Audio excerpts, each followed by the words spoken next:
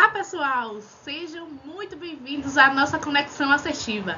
No vídeo de hoje, vamos falar sobre cálculos trabalhistas e como transformar direitos reconhecidos pela Justiça do Trabalho em valores monetários reais.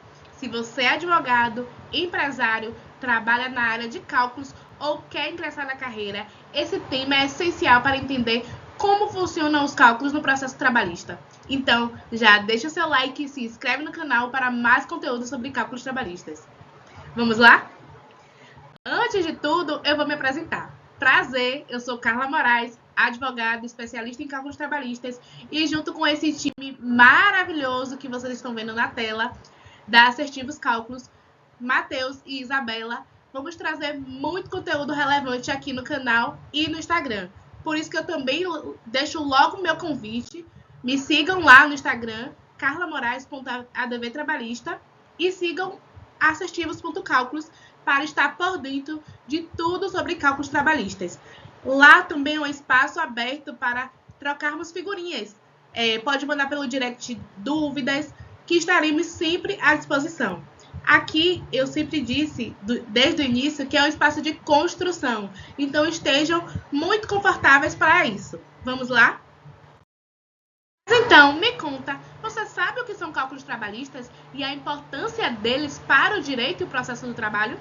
Me conta aqui nos comentários, tá? Aqui é um espaço de construção, não esquece. A definição básica dos cálculos trabalhistas é que são operações matemáticas aplicadas para quantificar os valores devidos em uma relação de trabalho.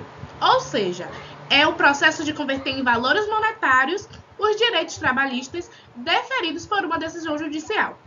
Eu costumo dizer que os cálculos, eles efetivam o direito à legislação trabalhista, né? A CLT vinha ali prever alguns direitos e deveres de empregados e empregadores e o cálculo trabalhista vem efetivar esses direitos, vem transformar, vem converter em valores, em pecúnia, né? Que é o que realmente importa, né? Aqui para nós. Mas então, eu também quero que vocês não percam de vista um traço muito importante do cálculo trabalhista, é que tanto o empregado quanto o empregador, ele saberá exatamente os montantes devidos, né? Evitando discussões desnecessárias e garantindo a aplicação justa da lei. É o quê? Legislação mais cálculo é igual à justiça. Então, por isso que é importante um cálculo bem elaborado e que sigam as principais normas jurídicas aplicáveis. No próximo slide, eu vou mostrar para vocês quais são as principais normas jurídicas aplicáveis. No momento que eu estou tentando passar aqui meu slide, a tecnologia me pegando. Agora sim, consegui. A tecnologia me pega às vezes. Vamos lá. Para nortear os cálculos, precisamos estar atentos às normas jurídicas aplicáveis. Aí no slide eu trouxe 4. Mas antes de falar dessas 4, eu quero ressaltar a nossa magnânime, a maior, a Constituição Federal. Vou até botar ela aí, ela aqui em cima, porque é ela que norteia todo o nosso ordenamento jurídico. É ela que dá os principais princípios e regras que vão nortear, né, as legislações esparsas, né, as legislações específicas. E aí, logo em seguida, temos a nossa rainha, a deusa, a CLT. A CLT, que é a consolidação das leis trabalhistas, ou das leis do trabalho, regula os direitos e deveres dos trabalhadores e empregadores.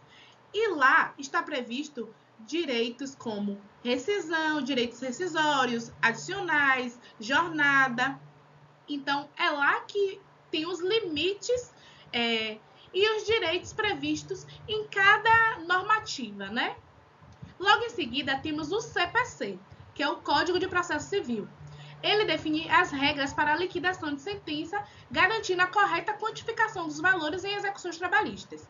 Por que o CPC? Porque a CLT, ela não trata especificamente sobre a liquidação. Então, o CPC vem como norma subsidiária, né, ocupar essas lacunas E aí, toda a normativa de liquidação de sentença, os princípios norteadores da liquidação de sentença é com base no CPC. Em seguida, temos as súmulas do TST. As súmulas que eu também quero acrescentar, as OJs, que é as orientações jurisprudenciais, que são o quê? Diretrizes interpretativas sobre cálculos trabalhistas. Resumidamente, são decisões que foram, que reiteradamente, né, foram sendo aplicadas, e aí virou um verbete jurídico que deve ser observado. Uma das súmulas muito utilizadas por nós calculistas é a súmula 264 do TST, por exemplo, que trata sobre a base de cálculo das horas extras. Uma OJ que recentemente foi até modificada é a OJ 394, que trata sobre o repouso semanal remunerado. Então, no dia a dia, né, na prática, a gente acaba gravando as principais súmulas, mas a gente precisa estar atento e atualizado às decisões mais recentes dos tribunais. E aí, por isso que logo em seguida eu botei as jurisprudências aplicáveis. Porque as jurisprudências aplicáveis são as decisões reiteradas sobre determinado assunto. Então, a gente precisa colocar assim na rotina da semana, do dia, consultar, né, os tribunais, os sites dos tribunais, para ver, né, o que é que está acontecendo sobre determinado assunto ali na área de cálculos trabalhistas.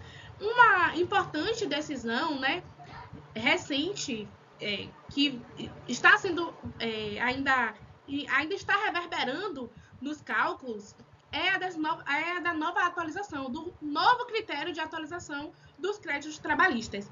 Teve a decisão em 2020, se eu não me engano, a ADC 58, mas recentemente ela foi revista e ela foi, né, vamos dizer que adequada e a novos parâmetros, né, que logo a gente vem aqui trazer. Eu só quero dizer isso para chamar a atenção de vocês da importância de estarmos atualizados, né, sobre as decisões dos tribunais em matéria trabalhista, para que nosso cálculo esteja realmente demonstrando aquilo que está ressoando na Justiça do Trabalho, né? Aquilo que está realmente prevalecendo.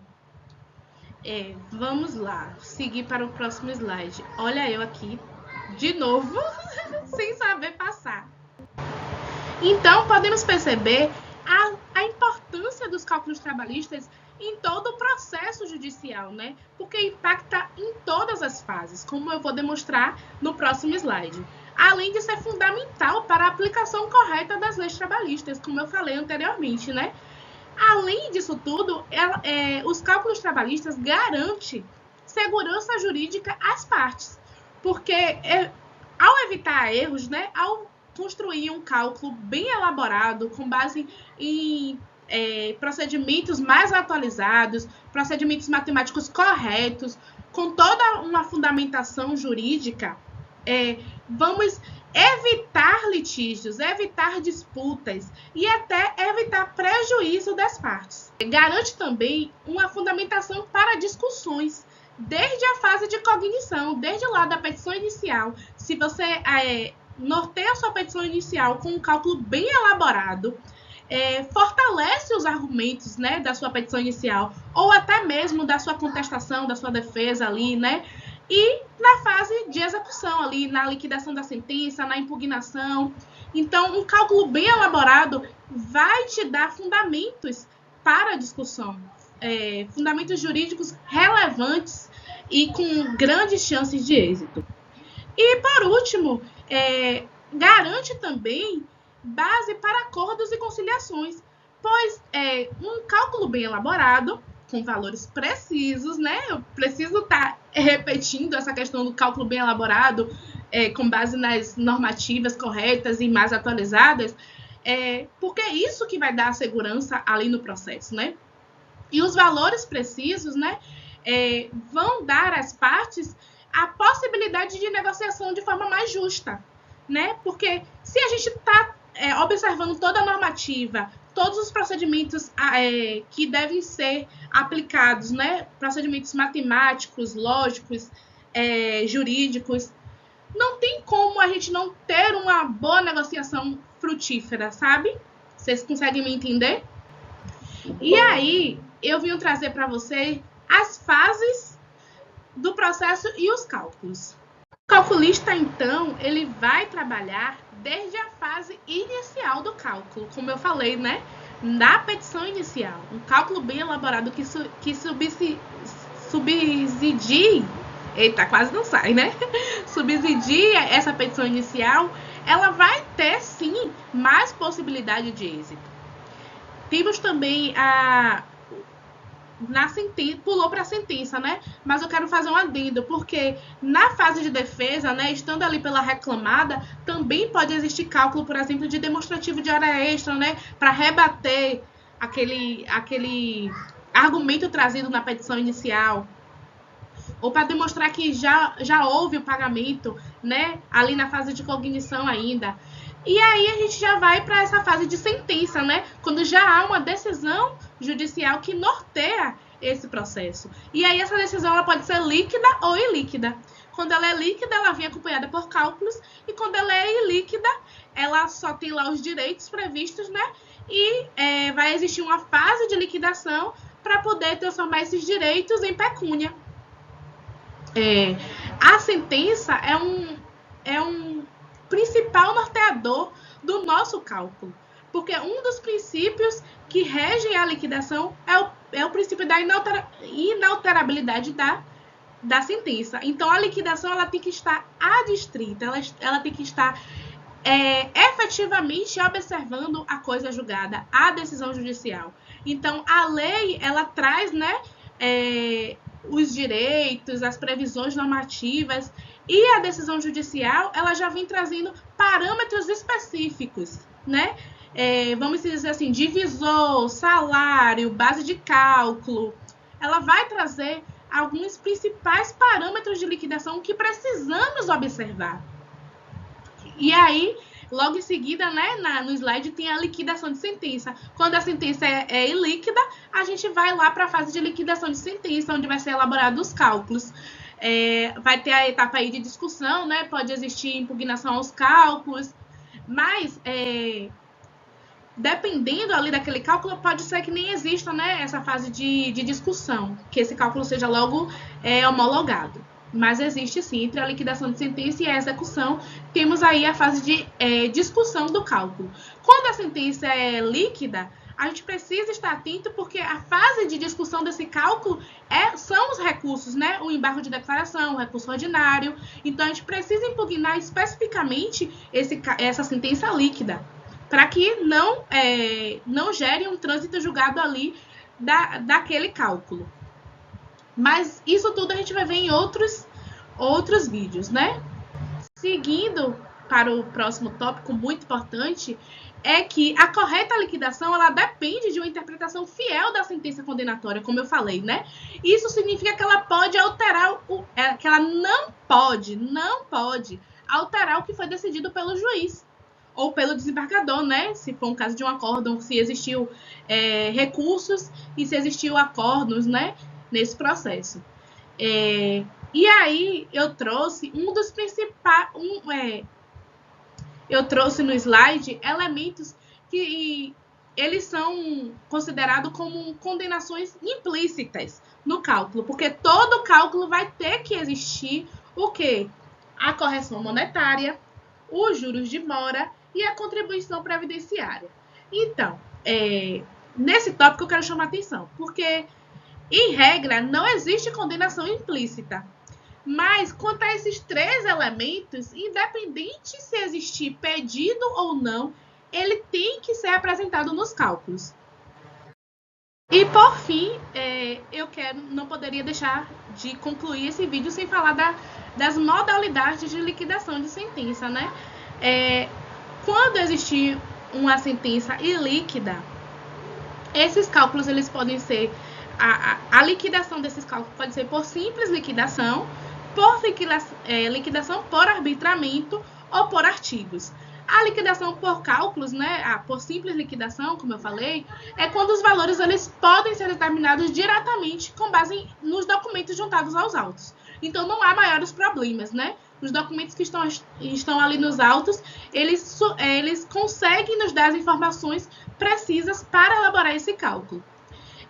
A liquidação por arbitramento é quando é necessário um perito para definir o valor devido. Ou seja, na documentação que existe nos autos, não é possível ter todas as informações necessárias para a elaboração desse cálculo.